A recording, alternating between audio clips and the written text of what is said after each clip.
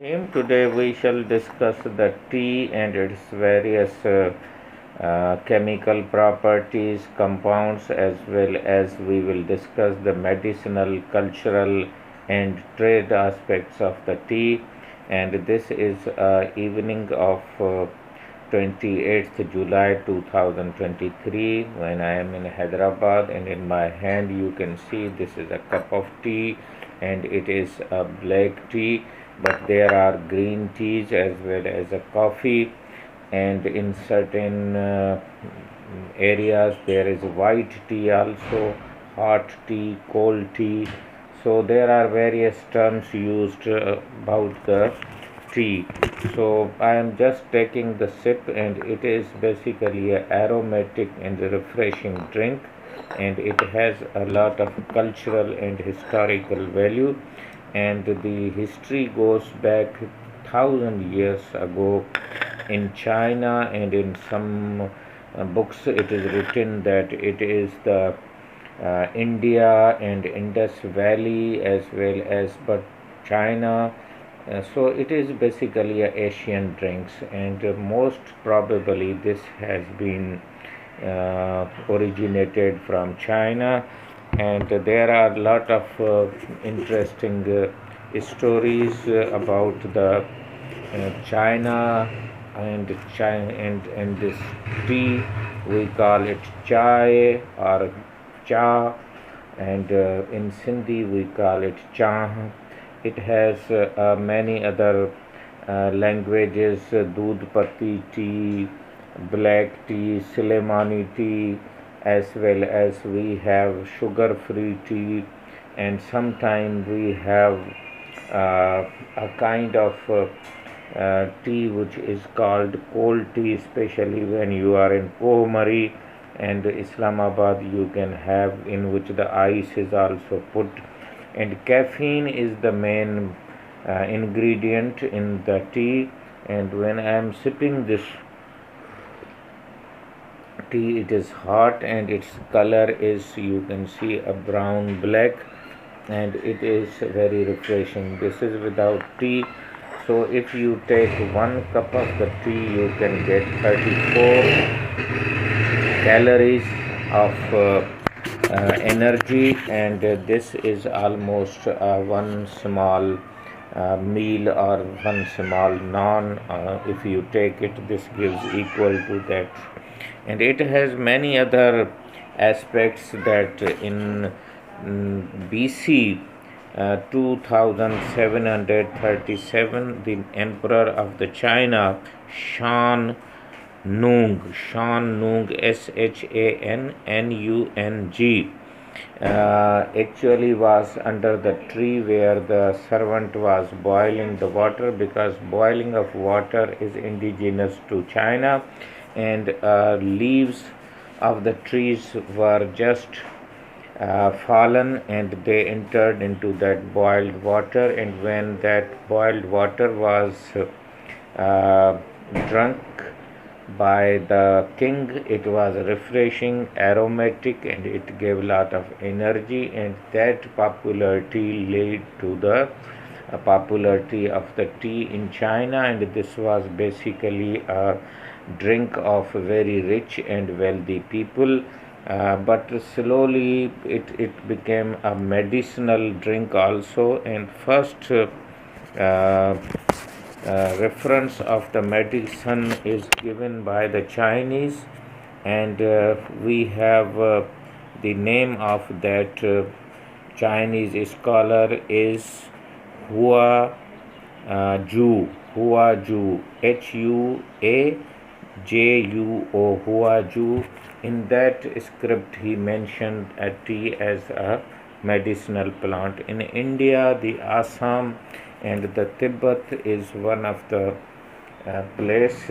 When I visited the China into India in 2006, before that I also visited the China. The tea was very common drink in both the countries, and this entered in the Assam as well as Himachal Pradesh from Mongolia or from Tibet to India.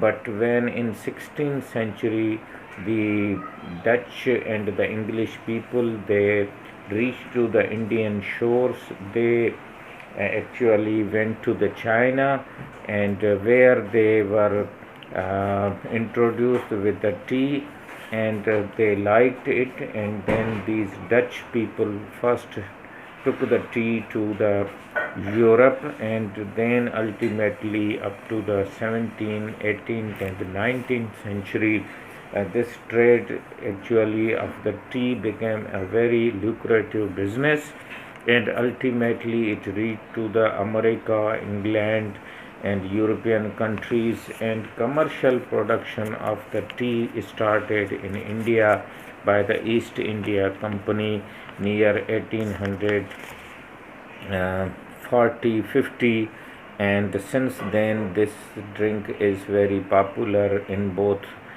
India and Pakistan, and every guest is given a tea as a welcome drink.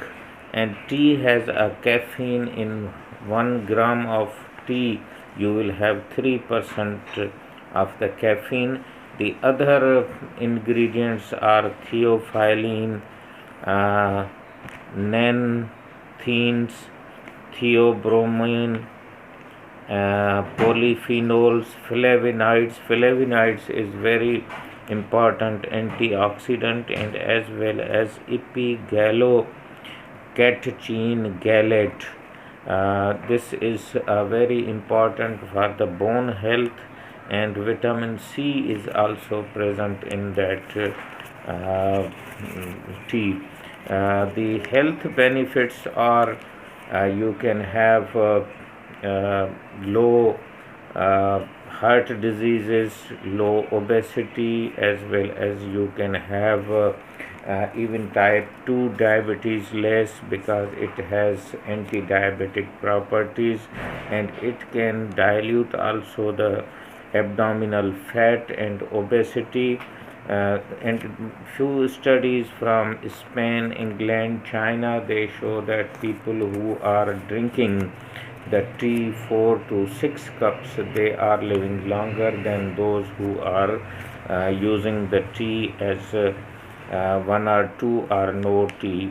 Apart from this, the weight loss in one of the studies was done in UK on obese people. So those who drank the tea, they lost weight as compared to those who were not drinking the tea. So this is also a weight control measure. Apart from this, the trade of the tea is very popular, and a lot of advertisement, a lot of availability is there, and there is no house in Asia or in the world that tea is not served here. So we have collected certain written literature also. We are making part of this video. Hopefully you will be interested that what is the scientific name of this. So the scientific name is Camellia sinensis. Camellia sinensis, CAMELLIA, Camellia sinensis, SINENSIS. So this is, and the family of the plant is Theoceae, and the tea basically is the word from the China, and it is still used as a chai, but in English we translate it into a tea. So this is a brief history of the tea, and we can see that in East India Company in 9th century actually commercialized this, and in this area it was used as a Ayourvedic medicine in Indus Valley as well as in India for centuries, and people used for fever and other energy during the illnesses. But this was converted into a regular drink in the 19th century, and now every corner, every part of the country is using this tea. So with this, I think you will understand that what is the brief history of the tea. Dr. Hussain Bashkolachi YouTube channel thanks you once again, and if you are drinking tea, please enjoy and subscribe, as well as we can give you the latest knowledge of this very important drink, and it has outnumbered the many other drinks which are commercially available or in the package form. It is mostly made by hand, and even certain machines are available. And if you go to the bazaars or even to the railway stations, you will find that the small vendors, they are earning their livelihood from various stalls of the tea. And in school, colleges, the narcotics is increasing, but I think the tea is a very good alternative for your study. It has one important alpha brain stimulating compound also, and that stimulates the alpha wave in the brain, and that makes you alert and you concentrate more on the studies. So these are the few important aspects of the tea which we want to and the compound is known as L-theoamine, which is more present in the green tea. So please, you can have more green tea, but any tea will help you to make your life colorful, enjoyable, aromatic.